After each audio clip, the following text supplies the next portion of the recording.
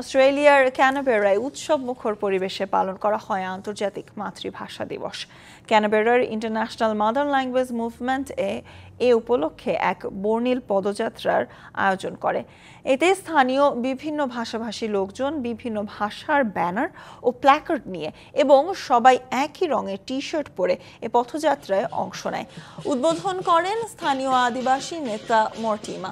এ সময় উপস্থিত ছিলেন বাংলাদেশ হাইকমিশনের মিনিস্টার এবং চার্জ d'Affaires ডক্টর দেওয়ান মোহাম্মদ শাহরিয়ার ফিরোজ, স্থানীয় এমপি ও কমিউনিটির নেতৃবৃন্দ। সংগঠনের সভাপতি ডক্টর জামির হোসাইন ক্যানবেরার 12তম বার্ষিক মাতৃভাষা পথযাত্রায় যোগ দেয়ায় সবাইকে ধন্যবাদ জানান।